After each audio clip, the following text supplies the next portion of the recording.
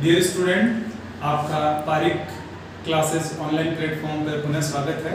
आज हम लोग हीट बजट के बारे में पढ़ेंगे। बजट जैसा कि नाम से ही अपने को क्लियर है कि बैलेंसिंग करना, बैलेंसिंग कैसे, कितना पैसा आया और कितना खर्च हुआ, इसका अगर हम जो कैलकुलेशन करते हैं वो कहलाता है बजट। पृथ्वी के पास भी एक बजट आता है, उसी के बाद आज हम चर्चा करेंगे। पृथ्वी के पास क्या आती है? एनर्जी, ऊर्जा, ऊष्मा। जैसा कि नाम से क्लियर है, पृथ्वी का ऊष्मा बजट, हीट बजट, अर्थ हीट बजट। हम इस पर ये चर्चा करेंगे कि जो सन है, सन से जो लाइट्स आती है हमारी अर्थ को, वो कितनी आती है? वो एनर्जी 100 इकाई के रूप में आती है। हम इस ऊर्जा को 100 के रूप में मान के चलें। इसी ऊर्जा को हम समझने की कोशिश करेंगे कि कितनी ऊर्जा आती है, किस प्रकार इसका हम यूटिलाइज करते हैं। तो सबसे पहली चीज, पृथ्वी ऊष्मा का न तो संचय करती है, न ही इसको विदोहन करती है। यानी जो हमारे यहाँ पृथ्वी पे जो ऊष्मा आती है उसको न तो वो स्टोरेज करके रखती है, वो क्या करती है? इस ऊष्मा को पुनः प्रसारित कर देती है। इसको हम दो तरीके से समझते हैं। पहला है, पृथ्वी पे जो ऊष्मा आती है वो कैसे आती है? लघु तरंगों के रूप में आती है पृथ्वी के द्वारा। तो लघु तरंगों के रूप में सौर ऊर्जा आती है। लघु तरंगों के रूप में कैसे आती है, इस चीज को इस दो डायग्राम के थ्रू समझाया गया है। हम इन डायग्राम को समझेंगे। सबसे पहला, फर्स्ट, पृथ्वी पर जो ऊष्मा आ रही है, सौर विकिरण द्वारा ऊष्मा आती है 100%। हम लोग ये पढ़ चुके हैं। सौर विकिरण यानी जो सोलर रेडिएशंस होता है वो कैसा होता है? लघु तरंगों के रूप में, शॉर्ट तरंगों के रूप में वो अर्थ के अंदर आ जाता है, वायुमंडल को कवर करते हुए अंदर आता है। अब ये अंदर आता है तो इसके साथ क्या होता है? दो तरीके से। पहला है, प्रकीर्णित विकिरणों द्वारा ये 17% ऊष्मा प्राप्त करता है और इसमें से 6% अंतरिक्ष में चली जाती है। वायुमंडल से सीधा का सीधा 6% ऊष्मा अंतरिक्ष की तरफ भेज दी जाती है। फिर ये जो 100% ऊष्मा है ये पृथ्वी तक आती है, यानी 34 यूनिट्स है वो पृथ्वी द्वारा अवशोषित की जाती है और 17 यूनिट्स जो प्रकीर्णन द्वारा आती है वो पृथ्वी तक पहुंचती है और 14 यानी 14 यूनिट वायुमंडल द्वारा अवशोषित की जाती है। तो इस प्रकार ये टोटल अगर हम बजट देखें, 17, 34, 14 यानी 17, 34 और 14, ये होगी 65 इकाई। और दूसरी जो यूनिट्स बाकी वाली जो है वो ये है 35 इकाई। अब इसको हम देखें तो ये कौन कौन सी यूनिट्स होगी? 100 इकाई है। 100 इकाई में से पृथ्वी तक जो पहुंच रही है, प्रत्यक्ष अगर हम बात करें तो सिर्फ 34% इकाई यहाँ पृथ्वी तक पहुंचती है। 17 यूनिट विकिरण द्वारा आती है और 14 यूनिट वायुमंडल द्वारा अवशोषित होकर पृथ्वी तक पहुंचती है। यानी 65 ये पहुंचती है और 35 यूनिट का क्या होता है वो यहाँ बताया गया है। 27 यूनिट यानी 27 इकाइयां बादलों द्वारा पुनः अंतरिक्ष में प्रसारित कर दी जाती है। 2% पृथ्वी द्वारा यानी पृथ्वी में क्या होता है, ये 2% ऊष्मा नीचे आती है। यहाँ जो हिमच्छादित प्रदेश है यानी अंटार्कटिका महाद्वीप, हिमालय पर्वत जो बर्फ से ढके हुए हैं, उनसे 2% वापस पुनः चली जाती है और 6% अंतरिक्ष में प्रकीर्णन द्वारा चली जाती है।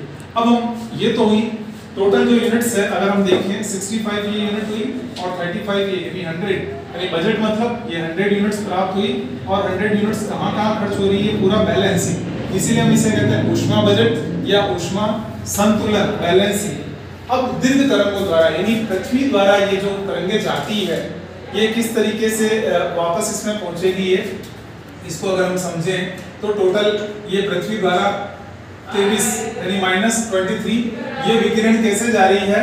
पृथ्वी से अंतरिक्ष की ओर जाने वाली जो विकिरण है 17 यानी 17 इकाई ये अंतरिक्ष की तरफ चली जाती है और 6 इकाई जैसा कि हमने यहाँ पढ़ी थी अंतरिक्ष में प्रकीर्णन द्वारा चली जाती है। तो ये इन दोनों को अगर योग करें तो कितना हो जाता है? 23 और 9% जो 9 इकाई है वो प्रक्षोभ में संवहन द्वारा। हम लोगों ने वायुमंडल की विभिन्न गतियों में पढ़ा संवहन क्या होता है। तो 9% जो 9 इकाई है वो संवहन द्वारा चली जाती है और 19 इकाई 19 ये किसके द्वारा जाती है? संघनन द्वारा। संघनन यानी संघनन वह क्रिया जिसके अंदर जल वाष्प का जल में बदलना। और 48% 48 ये वायुमंडल द्वारा अंतरिक्ष की ओर विकिरण की तरफ चली जाती है। तो यदि अगर हम यहाँ ये देखें तो टोटल ऊष्मा बजट ये क्या आ रहा है?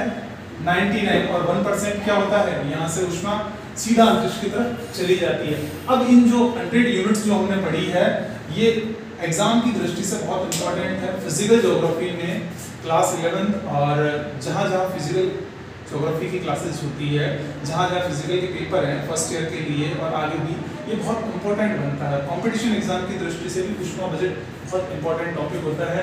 इसको हम शॉर्ट नोट्स के रूप में जो अभी हमने डिस्कशन किया इसको पुनः समझ लेते हैं। सबसे पहली चीज, सूर्य ताप से यानी सूर्य से प्राप्त जो ऊष्मा होती है वो कितनी है? 100 इकाई। 100 इकाई सूर्य से पृथ्वी तक पहुंचती, इसमें से 100 इकाई में से 35 इकाई पृथ्वी के धरातल पर पहुंचने से पहले ही अंतरिक्ष की तरफ परावर्तित कर दी जाती है। यानी ये 35 इकाई कौन सी परावर्तित हो रही है? यहाँ अगर हम ये देखें तो ये देखो, ये बादलों द्वारा और ये डायरेक्ट जो जारी है, 35 इकाई पृथ्वी पर पहुंचने से पहले ही पुनः परावर्तित कर दी जाती है। तो पीछे जो रिमेनिंग बची वो कितनी हुई? 65, जो कि पृथ्वी तक आती है। ये देखो यहाँ हमने ये 65 का पूरा कैलकुलेशन किया। 17 इकाई जो कि विकिरण द्वारा यहाँ आ रही है, 34 जो कि डायरेक्ट आ रही है और 14 जो वायुमंडल द्वारा अवशोषित होकर आ रही है। यानी ये 65 ये आती है पृथ्वी तक और 35 यानी पृथ्वी से पहुंचने से पहले ही अंतरिक्ष की तरफ चली जाती है। 27 इकाई बादलों द्वारा और 2 इकाई पृथ्वी के हिमाच्छादित क्षेत्रों द्वारा, जैसा कि हमने इस वाले डायग्राम में समझा। फिर उसके बाद में सौर विकिरण की इस परावर्तित मात्रा को, ये बहुत इंपॉर्टेंट बनता है कि एल्बिडो क्या है। That is the important questions. Albedo क्या है?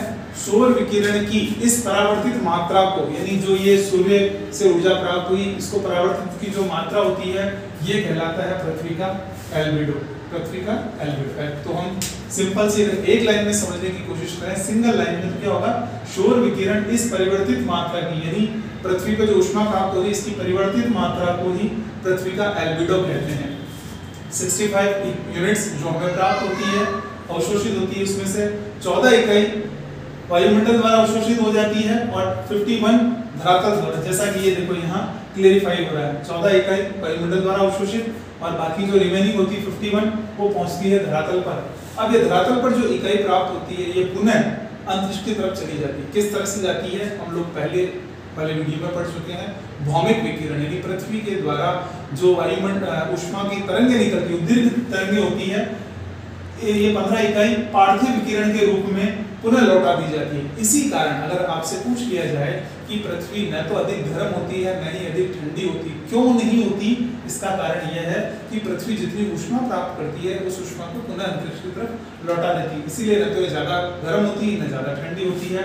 और इस पूरी प्रक्रिया को पृथ्वी का ऊष्मा बजट या ऊष्मा संतुलन कहते हैं। तो आज के इस कंटेंट में हमने पढ़ा हीट बजट, जो कि अर्थ में जो एनर्जी प्राप्त होती है 100 इकाई, उस इकाई को कैसे वो पृथ्वी पर आती है और किस तरह से विकेंद्रित होकर पुनः अंतरिक्ष में चली जाती है। अगर आपको ये वीडियो अच्छा लगता है तो अपने मित्रों के साथ शेयर करें, लाइक करें